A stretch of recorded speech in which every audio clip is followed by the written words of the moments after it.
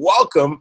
And we thank you so very much for being part of the Show Up for Your Life movement. So here's what I want to talk to you about. You know, it's very interesting because as I go out and I deliver keynotes and conduct trainings, I am absolutely blown away how I get into some pretty much high achiever rooms. In other words, as I address audiences where people are doing extremely well, and so they are at high levels in their corporations, and they are literally C-suite individuals. In other words, they are executives, they are upper management, and some of them are CIOs, CFOs, CEOs. And it's so amazing that sometimes in the course of me delivering my talk and talking about my own personal journey and finding out and talking about how I was able to finally identify my purpose and the calling in my life, I am blown away at the amount of people who, even when I get into a high achieving room, that pull me aside and say, my goodness, you know what? Hearing you share your story today really has me reconsidering my purpose. You know, I have been doing very well in my career and things are going well, but I don't know, I can't know. And I really honestly cannot tell you if I am in alignment with my purpose, if I'm doing that thing that I've been called to do. And so that only leads me to believe if I can get in a room with high achievers, with people who are doing very well in their careers, that on the outside, if you were to look at their lives, that you can say that, you know what, they are having success, then what does that mean for the everyday person? For the everyday person who's getting up every day and going out there and working their job. For the everyday person who has dreams and goals and desires and wants the desire to just simply take their lives to the next level, what does that mean for that? That only leads me to believe that, guess what? There's probably a lot of people out there who are simply going through the motion, and still, when they look themselves in the mirror, they can say to themselves that, you know what? I cannot say that I have figured out what my purpose is. I can't really say that I know what my why is. And when I say your why, what I mean is that thing that you can pull from, that thing that you can draw from, that thing that's going to allow you to push forward, that thing that you can focus on when things get a little difficult, that thing that you can draw from, that's going to pull you as opposed to just push you, but literally pull you towards your goals and your dreams and your aspirations. And I personally believe that as you go through life, and if you encounter enough difficulties and challenges, that life has a way of just sort of pushing you along. And next thing you know, a week has gone by, a month has gone by, and years have gone by. And you look up and you look back at your life and you say, my goodness, if only I would have, and you simply fill in the blank. But what I want to do is I want to challenge you right now to start evaluating your life and looking at your life from a different set of lenses. Socrates said that an unexamined life is not worth living. And so I want you to look at your life right now and just consider for a moment, are you in alignment with your purpose, with your calling? Do you really know what your why is? You know, probably the best definition and perhaps the best visual of what a powerful, compelling why is. You know, I think about, you know, my very good friend, his name is Eric. He had the privilege of playing in the NFL for about 8 years. And to be quite honest with you, I never put any tremendous value on the fact that he played in the NFL, because honestly, him and I, we did not become friends till after his NFL career. But I remember one particular day I was just sort of sitting back and relaxing, and I was watching ESPN, and they shared this really, really crazy statistic. And here's what they said. They said that less than 1% of all the high school football players that you see and all the collegiate football players that you see, that less than 1% actually make it to the NFL. And so I need you to put this in perspective. That means 99% of these kids and these teenagers and these young men who are playing college football and high school football, 99% of them will never know what it's like to play at a professional level. And so hearing that clearly, I'm thinking to myself, you know what? That's pretty doggone amazing that my friend made it into the top 1%. And I think you would probably agree with me that 1% of anything positive is pretty doggone amazing. In other words, if I asked you if you wanted to be in the top 1% of income earners in the world, you'd probably say yes. If I asked you if you wanted to be one of the top 1% of the happiest people in the world, you'd probably say yes. If I asked you if you wanted to be in the top 1% of those who are living within their purpose, you'd probably say yes. So being a part of the 1% of something positive is pretty amazing. And I'm pretty sure if I were to ask you that, you'd probably agree with me and say, absolutely. And so I was trying to figure out how can I ask my friend this question, right? without offending him. You know, he's a pretty thick guy. Obviously you could tell he sort of played in the NFL. And of course, I didn't want to offend him, but I was just sort of thinking in my mind, I'm thinking to myself, he's definitely not the biggest guy that I know. And I don't think that he's perhaps the most athletic guy that I know. So I'm just trying to figure out, what was it that allowed him to become part of the 1%? Like, what did he do differently that could allow him to be in that position? So one day I just asked, I said, Eric, man, let me just ask you a question. I just got to ask you, man, how is it that you managed to make it to the NFL, man? How did you make part of 1%? I can't believe that it's that difficult to make it to that level. And so, my friend, classic Eric Rep format, I'm telling you, this guy has a bigger than life personality. He's like, oh, Andy, you really want to know? I'm like, yes, Eric, I want to know. He's like, oh, you really want to know? I'm like, yes, Eric, I want to know. And he says, okay, well, just a second, I'm going to come pick you up. So he comes to pick me up, and we leave the city in which we live, and he takes me over to another city in another area, and then we enter this neighborhood called Carver Ranches. And as we go in, he turns off of one of the main roads, he makes a left, and he points right over at this little duplex, and I'm looking over at, no, actually it's a fourplex. As I'm looking over at the fourplex, he points at one of the units. He said, you see that unit right there? I said, yeah, I see it, Eric. He said, listen, I used to live right there in that unit. And he says, even though you probably don't think it's very impressive right now, it looks way better than when I actually lived there. He says, man, as a matter of fact, when I lived there, I'm looking outside right now and I can see a central AC unit. And I'm telling you, when I lived there, we didn't have any air conditioning. He said, the other thing is, man, he says, I'm looking at it right now. I noticed they got a really nice little roof to it. The roof has a little pitch to it. He said, when I lived there, it had a flat roof. And on top of not having AC and not having any real insulation, the South Florida heat would literally be right on the roof of our place, and you could feel the heat during the day. I mean, it was like a sweatbox during the day. And he said, not only that, man, but he said, let me just tell you, he said, when I was there, man, that place was rat infested. He said, Andy, man, I was on a first name basis with these rats. He said, the rats knew my schedule. On my way home from school, they would meet me at the gate and walk me to the front door. And I was like, Eric, man, stop being silly. And he says, no, you don't understand, man. I'm telling you, this place was rat infested. And he said that in this particular unit that we lived in, he said that there were 2 bedrooms. He said, me and my brother Mike, we shared a room. And he said, my brother Ernest and Stanley shared another room. And he said, Andy, I need you to understand something, man. He said, in our living room was this green couch. And he said, man, listen, for 18 years, he said, for 18 years, I watched my mother sleep on the exact same green couch. He said, man, my mom, she slept on the couch so much, Andy, that the center of the couch began to cave in, and it was starting to give my mom back problems. And he said that, so my brothers and I, one of the things that we would do, we would look for cardboard boxes, and we would take the cardboard boxes and we would bring them home, and we would put them up underneath the couch so we could give it a little more support. And sometimes we'd get ripped up pieces of cloth and we would stick it back in the cushion to give it a little more support. And he said, one particular night, man, I couldn't sleep, Andy. And so I got up in the middle of the night. Everybody in my house was asleep.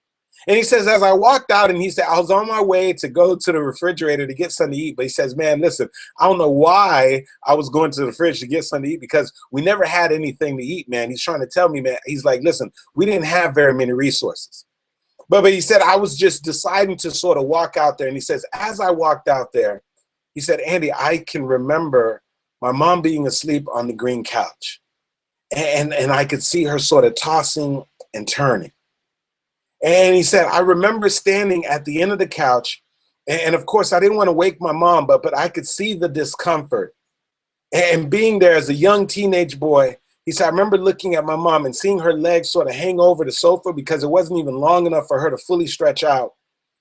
And he said, Andy, I'm telling you, man, for a moment, I just remember thinking to myself that one day, just one day, I have to get my mom off of this green couch.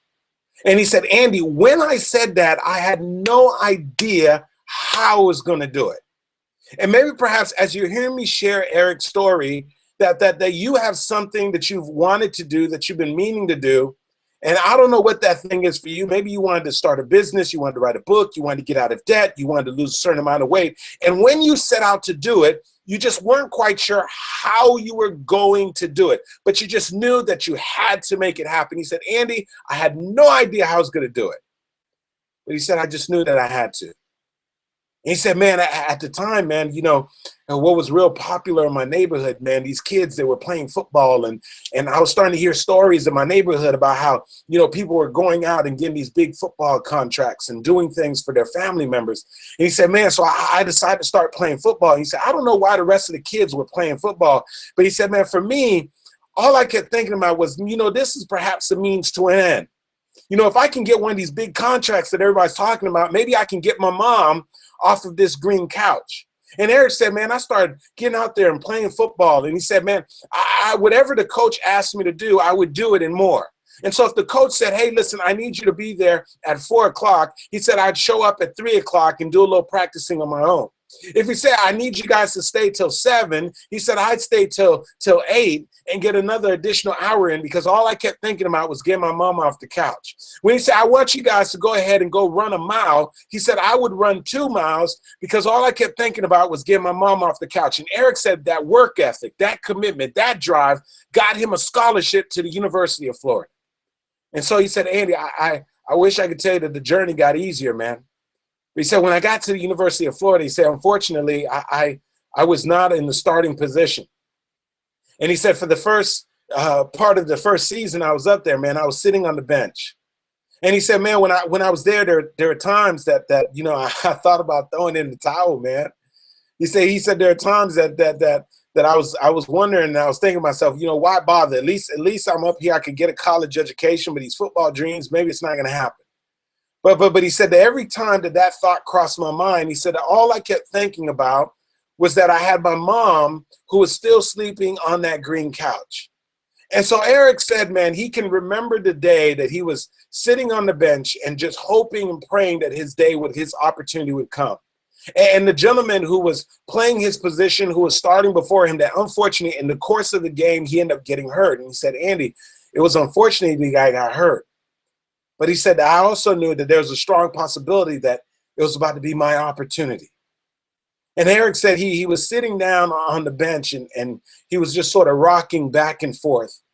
And all he kept thinking to himself, man, please just call my number. Please call my number. And he said he remembered the coach looking over at him and he said, Eric, you ready? Eric said, man, he got up off that bench. He said he put that helmet on his head and he said, Andy, I don't think that coach had any idea about how determined I was to get my mom off that couch.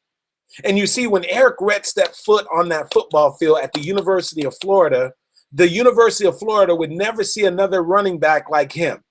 The amount of passion that he brought to the game, how hard and how furious that he would run, how he was never afraid to go ahead and get hit, because Eric knew that he had to put in the extra overdrive so that he could eventually get his mom off that couch. And that hard work, that commitment, that dedication, in 1994, during the second round draft, he was drafted by the Tampa Bay Buccaneers. And when he got his signing bonus, the very first thing that he did was drive down from Tampa, Florida, down to Plantation, Florida, and he bought his mom a 4,503 car garage bedroom house with a massive queen bed. And the most important thing, here's what I got to share with you, Eric Rett got his mom off of that couch.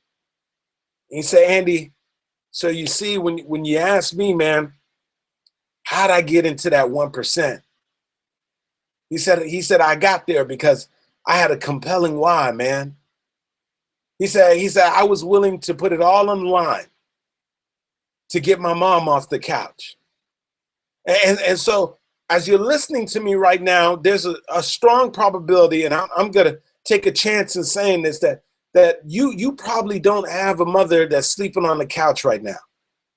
But what I'm saying to you is that you got to find your own compelling reason. You got to find something that's going to make it worth it for you to keep pushing forward. You got to find something that you're going to be able to draw from that is going to allow you to push forward when things get difficult. When you begin to question yourself and you're trying to say, I don't know if I can make this thing happen. You got to find a compelling reason, a why. It's Nietzsche that said that the man or the woman who knows the why for living can endure almost anyhow. Dexter Yeager said that when the dream is big enough, the odds don't matter. You find a compelling enough reason, you find something that you can draw from, it's going to allow you to push forward and make things happen. And so I'm challenging you right now to start thinking about what your why is. What is it that you can draw from that's going to put you in alignment with your purpose and with your calling? And let me just tell you something. I wish that I could stand here right now and tell you that I've always known what my purpose and my calling is, that I've been very clear on my why. But if I told you that, would be an absolute lie. You see, for years I drifted, and I was following a path that was prescribed to me by others. You see, somebody told me that, Andy, if you become an accountant, you're likely to get a good job with good benefits and good pay. And the person was very well intended when they told me that when I was at school at Florida State University. And so I took their recommendation and I got my undergraduate degree in accounting. I got my master's degree in corporate accounting. I studied like crazy for the CPA exam. And here I am, I'm working with this great accounting company, and everything that Professor Reimers told me was absolutely correct. I got a great job. I had great benefits. I had great pay. She was 100% correct on that. But she never asked me for a moment. She never said, Andy, what's your passion? What's your purpose? What do you think? What do you think the reason why you're here is? Somebody said that your purpose in life is to discover what your purpose is and then take all of your heart, all your soul, and all of your effort to do that thing. Mark Twain said that the two most important days in your life is, number one, the date that you were born, and number two, the date that you discover why you were born. No one had that conversation with me. So here I am now with the company, every reason to be happy, every reason to do well, and I'm finding myself having the same old conversation inside that's saying, Andy, there's got to be more than this, man. And I don't know if you can relate to that. I don't know if you've ever found yourself just sort of asking the question, and believing in your heart that there's more, that you could accomplish more, that you can make more of a contribution, that you can make more of an impact. And that's where I found myself frustrated until I finally built up some courage to start going after my passion and going after my goals and my dreams. And even then, I wasn't quite sure what I was going to do. I just knew that what I was doing at the moment just wasn't it. And then I remember hearing this dynamic speaker one time. He was talking about your purpose and your passion. And it was my first time really hearing people talk about that. I always heard about, getting a good job and getting good pay and benefits and sticking around and having longevity. And no one ever told me that you can find your purpose and your passion. You can bring your purpose and your passion to what you do, and you can get compensated for it. Nobody ever told me that people who are in alignment with their purpose and their passion, that they have greater fulfillment in life, and that they have more happiness, and that they're likely to make a greater contribution. And they actually live longer too. They have happier, longer lives. No one ever shared that with me. And so this gentleman was at the front of the room, and he said, I want you to think about what your purpose is. And I was like, well, what do you mean purpose? And he said, I want you to imagine for a moment. He said, imagine for a moment that you have all the money that you could ever want in your life, everything that you get. He said, whatever that number is for you, think about that number. He said, whether it's $1 million, $5 million, $10 million, $20 million, I don't know what it is for you. Think about that number. And then he said, the second thing is I want you to consider, he said, imagine for a moment that all the fear was taken away from you. And so, in other words, if you have the fear right now of the rejection, if you have fear of failure, if you have a fear of judgment, if you have even a fear of success, imagine that all that fear was stripped away from you. But there's one caveat, that you had to wake up every day and provide a service. You had to wake up every day and make an impact. What is it that you could get up every day and do and it not feel as if you're putting in work? And when he said that, for me, the light bulb went off. And so what I realized for me, I said, wow, I want to be able to impact lives. I want to contribute. I want to be at the front of the room. I want to be able to share stories like that. I want to be able to use words to inspire people. I want to be able to coach and mentor people. And that began my personal journey of getting in alignment with my purpose. And so I don't know where you are right now. If you're in alignment with your purpose and your calling and you're living it out right now, I tip my hats off to you, and I tell you to keep pushing on.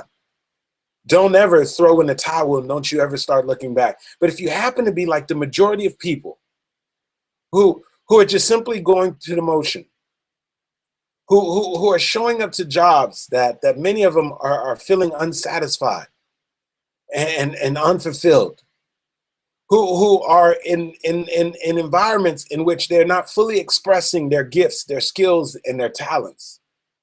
I'm going to challenge you to dig deep and start thinking for a moment, and start questioning yourself and start wondering for a moment, what is your purpose? What is it that you have been called to do?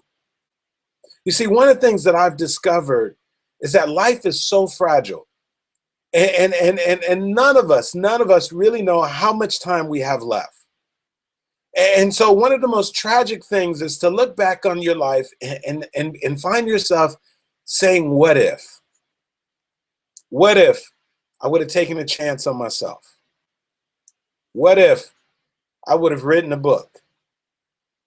What if I would have gone into that career path that I really wanted for myself? What if I would have taken the more difficult track?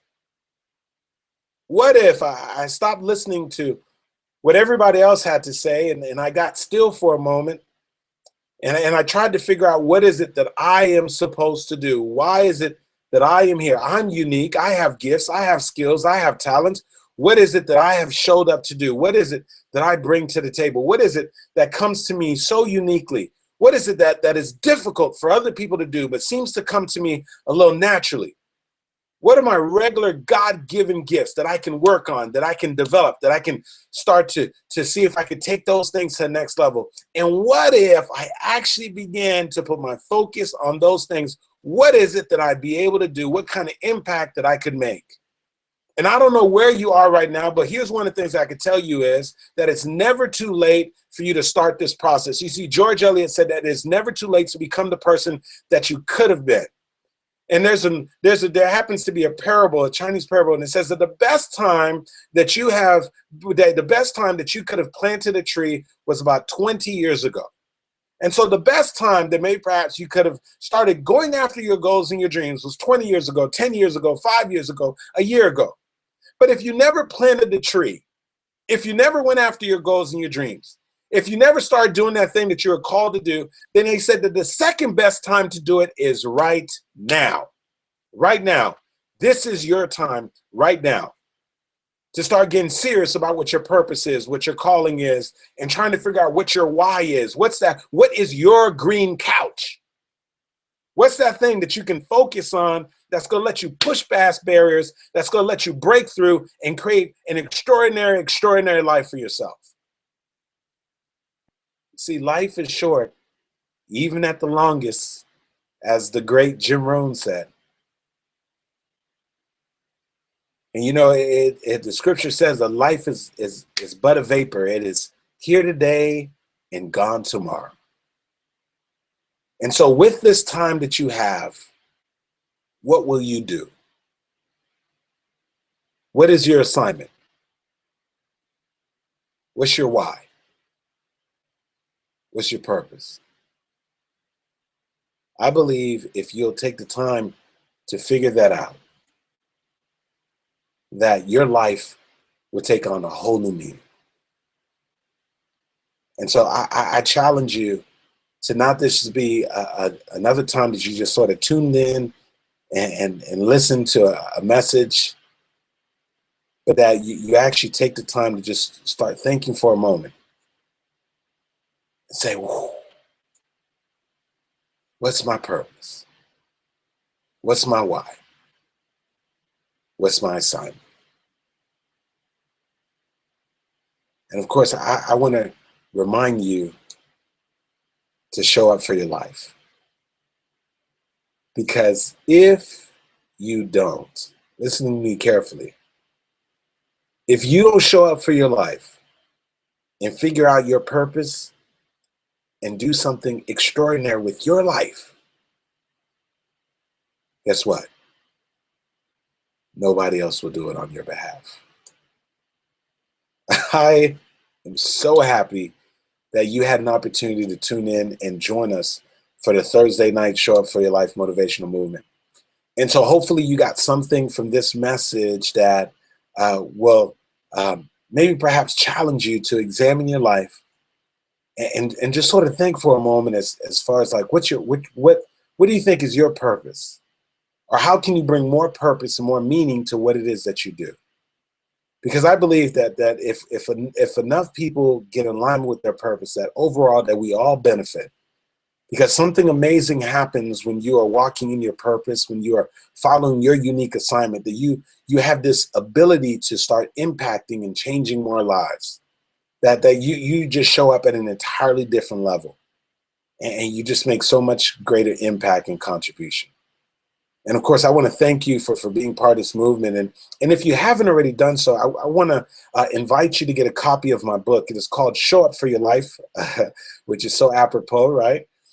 7 Principles to Living an Extraordinary Life. And in there, I share some very powerful, compelling stories and 7 wonderful principles that I believe that if you implement these principles in your life, that they are going to really give you the blueprint to be able to go from just living an ordinary life to living an extraordinary life. It's going to provide you with a blueprint to really being able to live out your purpose. You're going to find some exercises in there that are maybe going to challenge you, get you uncomfortable, but they're intended to push you outside of your comfort zone and move you on purpose.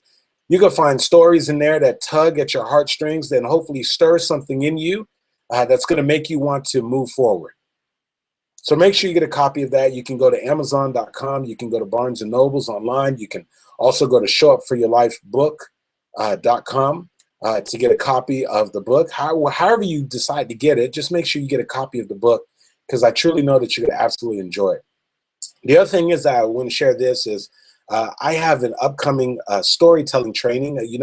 For those of you who don't know, I train speakers, authors, coaches, and executives, and people how to leverage their personal story, how to tap into their signature story so that they can better connect with their customers and their clients, and they can have more influence so that they can sell more products and more of their services, and maybe perhaps if they're a part of nonprofit, get more people to contribute, but most importantly, so that they can make a greater contribution. If you're interested in maybe being part of this training, and I actually have one more spot left, it's very simply just go to storywithandy.com. Once again, that's storywithandy.com. Even if you can't attend this training, go there, fill it out, and you'll be on the waiting list for the next time that I have a training. Once again, that is storywithandy.com. My next training is going to actually be not this Saturday, but the following Saturday. And if you get your application in on time, that there's a possibility you'll be able to join us in beautiful sunny South Florida for this one-day storytelling intensive. And like always, for those of you who are sort of tuning in right now, if you aren't already a part of our private Facebook page, you can join us. You can open up a separate web browser, type in showupgroup.com, showupgroup.com. Or if you are already in your Facebook account, you're going to type in Show Up for Your Life, and you're going to do a search to find the private Show Up for Your Life group. And when you do that, just simply send us a request to join the group. We will gladly have you go ahead and join the group. And that'll allow you to see some of the other faces and some of the other people who are part of the Thursday night Show Up for Your Life motivational movement. So with that being said, here's what I want to do. We're going to go ahead and open up the lines like we always do. I'm going to go ahead and put my phone on speaker